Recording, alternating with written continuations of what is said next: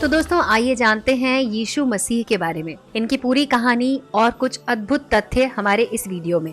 आखिर यीशु मसीह कौन है? क्या यीशु परमेश्वर है? यीशु मसीह ने कभी भी परमेश्वर होने का दावा किया है? यीशु मसीह के जीवन से मिलने वाले प्रमाण देखकर आइए जानते हैं कि क्यों यीशु मसीह पर विश्वास करना अंधविश्वास नहीं है।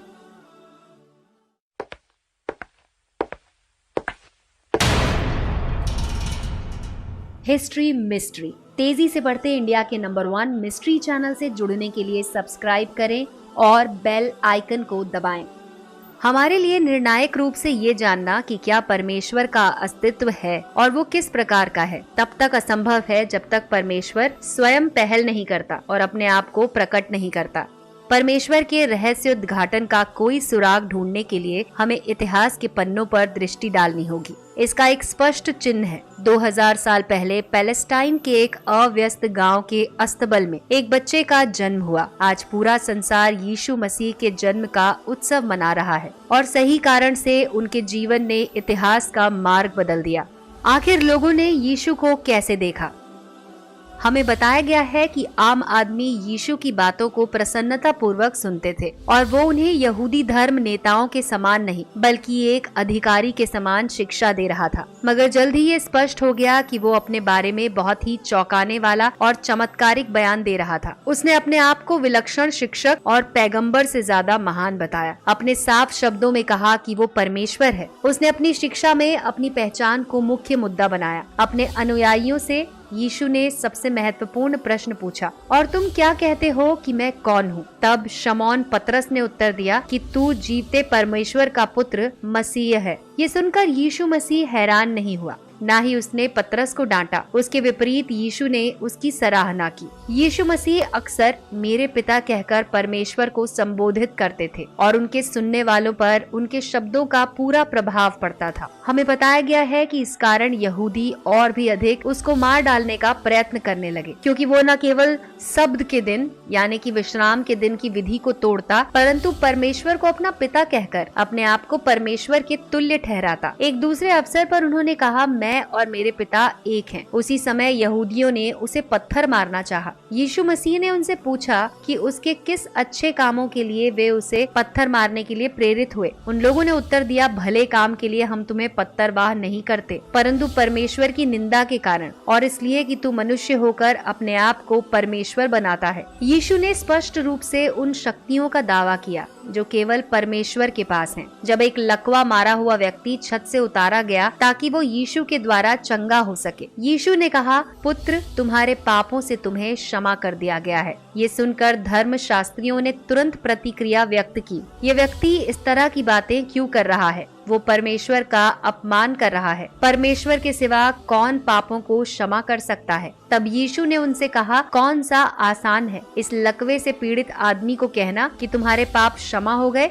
या उठो और चलो? यीशु ने आगे बोला, परंतु जिससे तुम जान लो कि मुझको पृथ्वी पर पाप क्षमा करने का भी अधिकार है। उसने उस लकवे के रोगी से कहा, मैं तुझसे कहता हूँ, उठ और अपनी खाट उठाकर अपने घर चला जा। वो उठा और तुरंत खाट उठाकर सबके सामने से निकलकर चला गया। इस पर सब चकित हुए। यीशु ने इस तरह के बयान भी दिए, मैं इसलिए आया कि वे जीवन पाएं और बहुतायत से पाएं और जगत की ज्योति में हूँ। और उसने कई बार ये कहा कि जो कोई उस पर विश्वास करेगा, यीशु उन्हें अनंत जीवन देंगे और उस पर दंड की आज्ञा नहीं होती, परंतु वो मृत्यु से पार होकर जीवन में प्रवेश कर चुका है और मैं उन्हें अनंत जीवन देता हूँ। वे कभी नष्ट न होंगे। उन महत्वपूर्ण क्षणों में जब यीशु की जिंदगी दांव पर लगी थी, इस तरह का दावा करने के लिए महायाजक ने उससे सीधा सवाल किया, क्या तू उस परम धन्य का पुत्र मसीह है? हाँ, मैं हूँ, यीशु ने कहा, और तुम मनुष्य के पुत्र को सर्वशक्तिमान की दाहिनी ओर बैठे और आकाश के बादलों के साथ आते देखोगे। तब महायाजक ने अपने वस्त्र फाड़ कर कहा, अब हमें गवाहों का और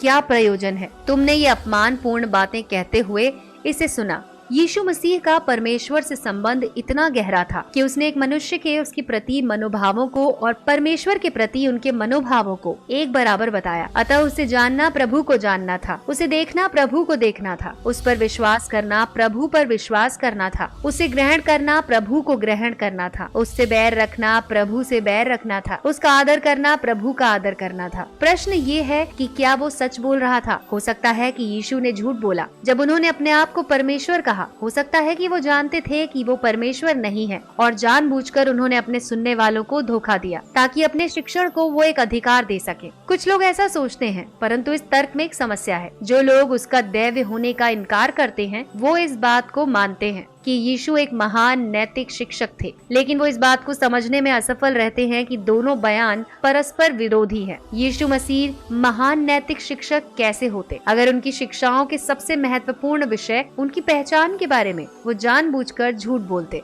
जब हम यीशु मसीह के दावों को देखते हैं तो केवल 4 संभावनाएं दिखाई देती हैं। या तो वो झूठे हैं, या मानसिक रूप से बीमार हैं, वो एक दिव्य चरित्र है, या फिर सत्य है। दूसरी संभावना ये है कि यीशु मसीह ईमानदार थे पर स्वयं को धोखा दे रहे थे। आजकल उस व्यक्ति को जो कि ये सोचता है कि वो भगवान है एक नाम से बुलाया जाता है, मानसिक रूप से विकलांग। पर जब हम यीशु मसीह के जीवन की ओर देखते हैं तो हमें असामान्यता और असंतुलन का, जो कि एक मानसिक रोग होता है, कोई प्रमाण नहीं मिलता, बल्कि हमें यीशु में गहरे दबाव के समय में भी असीम धैर्य दिखाई देता है। एक तीसरा विकल्प है कि तीसरे और चौथे शताब्दियों में यीशु उत्साही अनुयायियों ने उनके कहे हुए शब्दों को बढ़ा चढ़ा के प्रस्तुत किया और यदि यीशु उन्हें सुनते तो वो चौंक जाते, यदि वो वापस आते तो वो तुरंत उन्हें अस्वीकार कर देते। ये सही इसलिए नहीं है क्योंकि आधुनिक पुरातत्व इस बात की पुष्टि करते हैं कि मसीह की 4 जीवनियां उन लोगों के जीवन काल में लिखी गई थी जिन्होंने यीशु को देखा, सुना और उसके पीछे चले। इस सुसमाचार के खातों में उन विशिष्ट तथ्यों और विशेषताओं का वर्णन है जिनकी पुष्टि उन लोगों ने की है जो यीशु के प्रत्यक्ष साक्षी थे। विलियम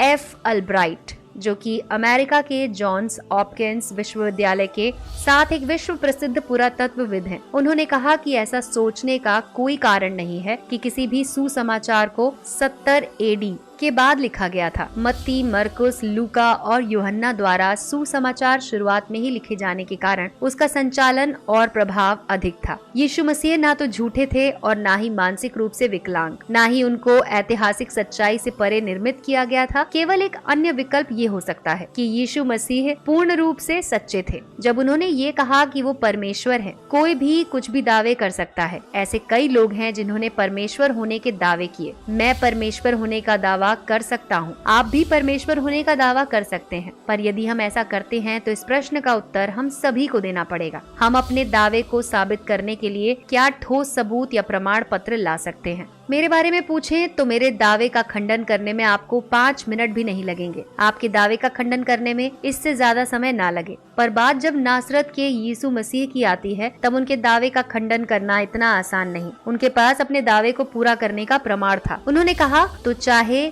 तुम मेरा विश्वास ना भी करो, परंतु उन कामों का तो विश्वास करो ताकि तुम जानो और समझो कि पिता मुझ में है और मैं पिता में हूँ। यीशु के जीवन की गुणवत्ता, उनका अद्वितीय नैतिक चरित्र आइए जानते हैं। उनका अद्वितीय नैतिक चरित्र उनके दावे से मेल खाता है। उनकी जीवन शैली इस तरह की थी कि वो अपने शत्रुओं को अपने प्रश्नों द्वारा चुनौती देते थे। तुम में से कौन मुझे पापी ठहरा सकता है? उन्हें चुप्पी मिली जबकि उन्होंने उनको संबोधित किया जिन्होंने उनके चरित्र में दोष ढूंढने की चेष्टा की थी। हम पढ़ते हैं कि यीशु मसीह को शैतान द्वारा प्रलोभित किया गया, पर हमने कभी भी उनसे कोई पाप करने की स्वीकारोक्ति नहीं सुनी। उन्होंने कभी भी क्षमा याचना नहीं की, हालांकि उन्होंने अपने अनुयायियों से ऐसा करने को कहा। यीशु में कोई भी नैतिक विफलता ना होने की भावना आश्चर्यजनक है, विशेषतः जब हम ये देखते हैं कि वो उन अनुभवों के बिल्कुल विपरीत है जो संतों और मनीषियों ने पूर्णतया उम्र भर अनुभव किए। नर और नारी जितना परमेश्वर के समीप जाते हैं उतना ही ज्यादा वे अपनी विफलता, भ्रष्टाचार, कमियों से अभिभूत होते हैं।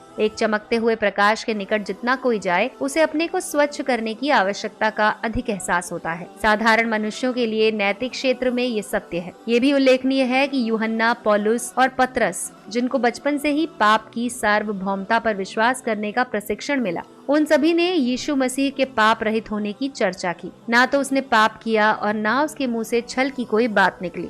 जिसने यीशु मसीह को मृत्यु दंड सुनाया, उसने ये पूछा, इसने ऐसा क्या पाप किया है? पिलातुस ने ये भी पूछा। भीड़ की बात सुनने के बाद पिलातुस ने निष्कर्ष निकाला कि मैं इस धर्मी के लहू से निर्दोष हूँ, तुम लोग जानो। भीड़ निर्दयता पूर्वक यीशु को क्रूस पर चढ़ाने की मांग करती रही। रोमी सेना नायक जिसने यीशु को क्रूस पर चढ़ाने में हाथ बटाया था, उसने कहा कि सचमुच ये परमेश्वर का पुत्र था। यीशु मसीह ने बीमारों को ठीक किया। यीशु ने निरंतर अपनी शक्ति और करुणा का प्रदर्शन किया। उन्होंने लंगड़ों को चलाया, गूंगों से बुलवाया और अंधों को दिखाया। अनेक रोगियों को भला किया। उदाहरण के रूप में एक भिखारी जो जन्म से अंधा था, जिसको सब पहचानते थे, मंदिर के बाहर बैठता था। यीशु मसीह से चंगाई पाने के बाद धार्मिक अधिकारियों ने भिखारी से यीशु के बारे में पूछताछ की। तब उसने कहा कि एक चीज मैं जानता हूँ, मैं अंधा था पर अब मैं देख सकता हूँ। उसने ऐलान किया। उसे आश्चर्य हो रहा था कि इन धर्म के प्राधिकारियों ने इस आरोग्य करने वाले को परमेश्वर के पुत्र के रूप में कैसे नहीं पहचाना। जगत के आरंभ से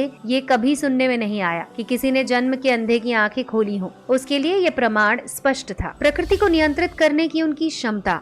यीशु मसीह ने प्रकृति पर एक अलौकिक शक्ति का प्रदर्शन किया। केवल शब्द द्वारा उन्होंने गलील के समुद्र पर तेज हवाओं और लहरों वाले तूफान को शांत किया। जो नावों पर सवार थे वो अचंभा करके आपस में पूछने लगे, ये कौन है? आंधी और पानी भी उसकी आज्ञा मानते हैं। एक विवाह में उन्होंने पानी को दाखरम में बदल दिया। उन्होंने 5000 लोगों की भीड़ को 5 रोटियों और 2 मछलियों से खाना खिलाया। उन्होंने एक दुखी विधवा के इकलौते बेटे को मृत से जीवित कर दिया। लाजर यीशु का मित्र मर गया था। 4 दिनों तक वो कब्र में था। फिर भी यीशु ने उसे पुकारा, हे लाजर निकला, और उसे मृत्यु से वापस जीवित कर दिया। अनेक लोग इसके गवाह थे। ये सबसे महत्वपूर्ण बात है कि उनके शत्रुओं ने इस चमत्कार से इनकार नहीं किया, बल्कि उन्हें मारने का फैसला किया। यदि हम उसे यूं ही छोड़ दें तो सब उस पर विश्वास ले आएंगे। क्या यीशु परमेश्वर है, जैसा कि उन्होंने दावा किया? यीशु मसीह के परमेश्वर होने का सर्वोच्च सबूत उनके मृत होने के बाद उनका पुनरुत्थान है। अपने जीवन काल में 5 बार यीशु ने स्पष्ट रूप से भविष्यवाणी की कि किस विशिष्ट तरीके से उन्हें मारा जाएगा, और इस बात की पुष्टि की कि 3 दिन बाद वो मृत शरीर को छोड़कर फिर जीवित होंगे। निश्चित रूप से ये एक बड़ा परीक्षण था। ये एक ऐसा दावा था जिसे प्रमाणित करना आसान था। या तो ऐसा होता या फिर नहीं।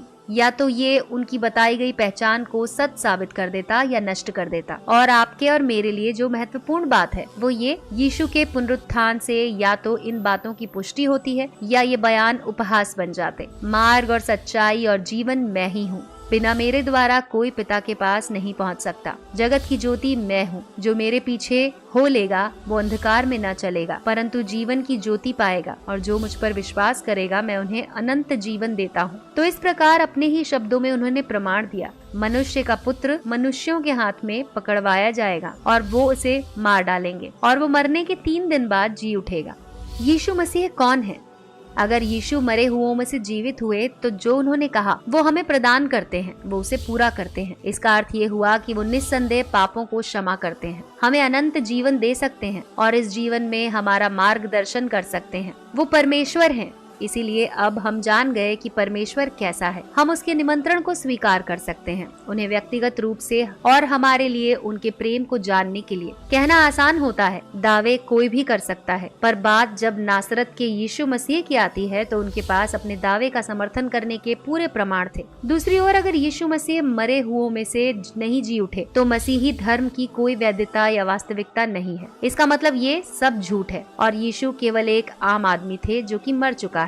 और वे लोग जो मसीही धर्म के लिए शहीद हुए और समकालीन धर्म प्रचारक, क्या यीशु ने सिद्ध किया कि वो परमेश्वर हैं? यीशु के पुनरुत्थान के प्रमाणों पर आइए नजर डालते हैं। यीशु ने जितने भी चमत्कारों का प्रदर्शन किया उन्हें देखकर ये कहा जा सकता है कि वो आसानी से क्रूस से अपनी आप को बचा सकते थे, पर उन्होंने ऐसा करना नहीं चुना। बंदी बनने से पहले यीशु ने कहा, कोई मुझसे मेरा प्राण नहीं छीन सकता, मैं स्वयं उसे अर्पित करता हूँ। मुझे अपना प्राण अर्पित करने और उसे फिर प्राप्त करने का अधिकार है। उसे बंदी बनाते समय यीशु के मित्र पतरस ने उन्हें बचाने की चेष्टा की, लेकिन यीशु ने पतरस से कहा कि अपनी तलवार मयान में रख ले। क्या तू नहीं जानता कि मैं अपने पिता से विनती कर सकता हूँ और वो स्वर्ग दूतों की 12 पलटन से अधिक मेरे पास अभी उपस्थित कर देगा। स्वर्ग और पृथ्वी दोनों में उनके पास इस प्रकार की शक्ति थी। यीशु मसीह ने अपनी इच्छा से अपनी मृत्यु को स्वीकार किया। यीशु की मृत्यु भीड़ के सामने उन्हें क्रूस पर चढ़ाकर की गई। ये रोमन सरकार का कई शताब्दियों से चला आ रहा यातना देकर मृत्यु देने का एक आम तरीका था। यीशु ने कहा कि ये हमारे पापों का भुगतान करने के लिए था। यीशु के विरुद्ध आरोप परमेश्वर निंदा का था। यीशु को अनेक रस्सियों से बने मोटे कोड़े से मारा गया, जिसमें धातु और हड्डी के खंडित टुकड़े जड़े थे। उनका ठट्टा उड़ाने के लिए लंबे कांटों से बनाया गया मुकुट उनके सिर पर रखा गया। उन्होंने यीशु मसीह को यरूशलेम के बाहर उस प्राण दंड के पहाड़ पर पैदल चलकर जाने के लिए मजबूर किया, जहां उन्हें एक लकड़ी की क्रूस पर लटकाया गया और उनके पैरों और हाथों को क्रूस पर कीलों से ठोक दिया गया। जब तक वो मरे नहीं, उस क्रूस पर लटके रहे। ये जानने के लिए कि वो मर चुके हैं या नहीं, उनके पंजर को बर्छे से भेदा गया। यीशु के शव को क्रूस से उतारा गया और उसे सुगंध सामग्री के साथ चादर में लपेटा गया। उनके शव को एक कब्र में, जो चट्टान में खोदी गई थी, रख दिया गया और फिर कब्र के प्रवेश द्वार पर एक बड़ा पत्थर लुढ़का दिया गया ताकि द्वार सुरक्षित रहे। सब जानते थे कि यीशु ने कहा था वो 3 दिन बाद मृत शरीर से जीवित हो उठेंगे।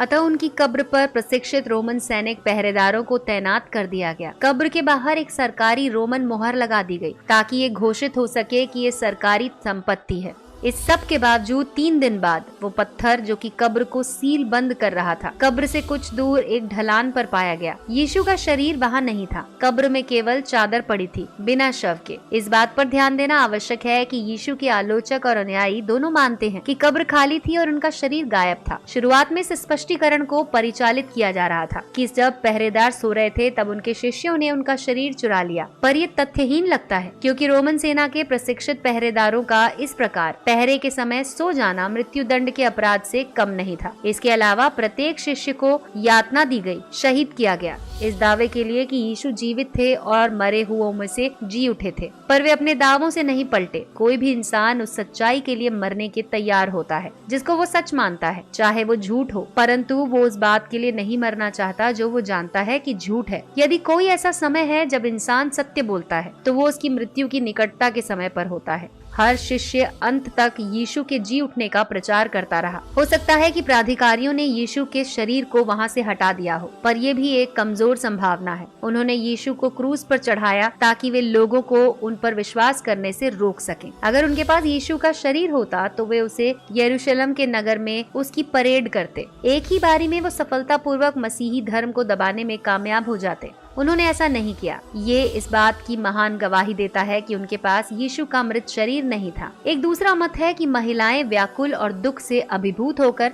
सुबह के धुंधलेपन में अपना रास्ता भूलकर गलत कब्र में चली गई हों। अपनी पीड़ा में उन्होंने कल्पना कर ली कि यीशु पुनः जीवित हो गए हैं क्योंकि कब्र खाली थी। पर इस बात में भी संदेह है क्योंकि अगर औरतें गलत कब्र में गईं, तो महायाजकों और धर्म के दूसरे दुश्मनों ने सही कब्र पर जाकर यीशु का शरीर क्यों नहीं दिखाया। एक अन्य संभावना कहती है कि बेहोशी का सिद्धांत हो सकता है। इस सिद्धांत के अनुसार यीशु वास्तव में मरे ही नहीं, उन्हें भूल से मृत माना गया था और वास्तव में थकान, दर्द और खून की कमी के कारण वो बेहोश हो गए थे। कब्र में ठंडक होने की वजह से उनकी चेतना लौट आई। इस हिसाब से आपको इस तथ्य को अनदेखा करना होगा कि उसके पंजर को बर्छे से भेदा गया था ताकि ये सिद्ध किया जा सके कि वो मर चुका था। कोई भी इंसान उस सच्चाई के लिए मरने के लिए तैयार होता है जिसको वो सच मानता है। लेकिन आइए हम एक क्षण के लिए ये मान लें कि यीशु को जिंदा गाड़ा गया और वो बेहोश थे। तो क्या ये विश्वास करना संभव है कि 3 दिन तक वो बिना भोजन या पानी के, किसी भी प्रकार की देखभाल के एक नम कब्र में जीवित रहे होंगे? क्या उनमें इतनी ताकत थी कि अपने आप को कब्र के कपड़े से बाहर निकाले,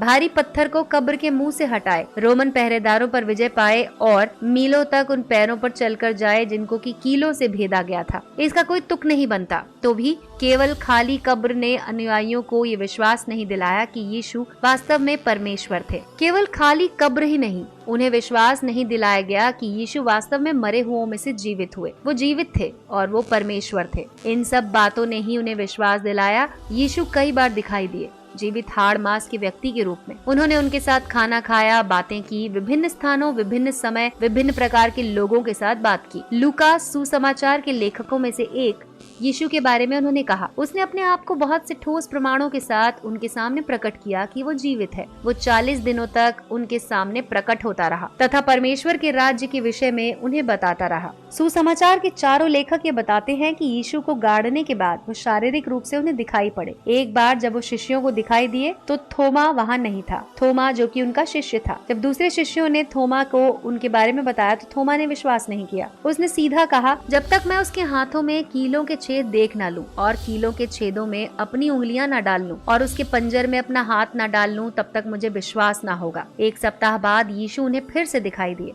उस समय थोमा भी उनके साथ था। यीशु ने थोमा से कहा कि अपनी उंगली डाल और मेरे हाथों को देख और अपने हाथ लाकर मेरे पंजर में डाल। संदेह करना छोड़ और विश्वास कर। ये सुनकर थोमा ने जवाब दिया, हे मेरे प्रभु, हे मेरे परमेश्वर। यीशु ने उससे कहा कि तूने मुझे देखकर मुझ में विश्वास किया है। वे लोग धन्य हैं जिन्होंने बिना देखे विश्वास किया। तो अंत में एक सवाल, यीशु आपको क्या प्रदान करते हैं?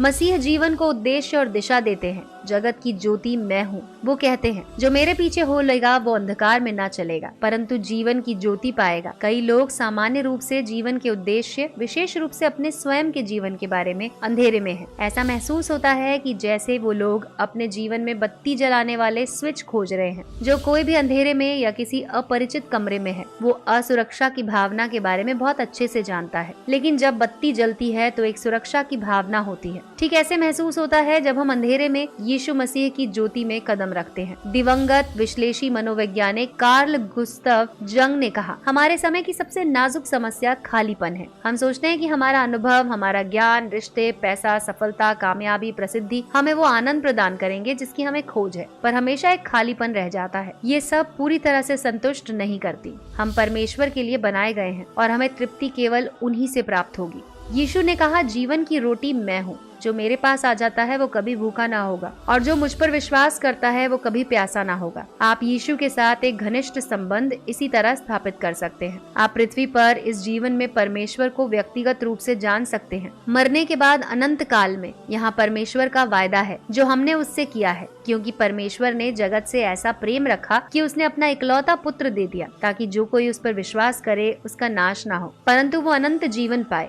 यीशु ने हमारे पापों को क्रूस पर अपने ऊपर ले लिया। हमारे पापों के लिए उन्होंने दंड स्वीकार किया ताकि हमारे पाप उनके और हमारे बीच में दीवार ना बन सके। क्योंकि उन्होंने हमारे पापों का पूरा भुगतान किया, वो हमें पूर्ण क्षमा और अपने साथ एक रिश्ता प्रदान करते हैं। तो आइए आपको बताते हैं कि आप इस रिश्ते की शुरुआत कैसे कर सकते हैं। यीशु ने कहा, देख मैं तेरे हृदय के द्वार पर खड़ा हुआ खटखटाता हूँ। अगर कोई मेरा शब्द सुनकर द्वार खोलेगा तो मैं उसके घर में प्रवेश करूंगा। आप यीशु मसीह को इसी समय अपने जीवन में आमंत्रित कर सकते हैं। आपके शब्द नहीं, केवल आपकी उसके प्रति प्रतिक्रिया मुख्य है। ये जानते हुए कि उसने आपके लिए क्या किया और क्या कर रहा है, आप उससे कुछ ऐसे कह सकते हैं, यीशु मैं आप पर विश्वास करता हूँ। मेरे पापों के लिए क्रूस पर मरने के लिए आपका धन्यवाद। मैं चाहता हूँ कि आप मुझे क्षमा करें और अभी इसी समय मेरे जीवन में आइए। मैं आपको जानना चाहता हूँ, आपके पीछे चलना चाहता हूँ। मेरे जीवन में आने के लिए और मेरे साथ इसी समय से एक रिश्ता बनाने के लिए आपका धन्यवाद।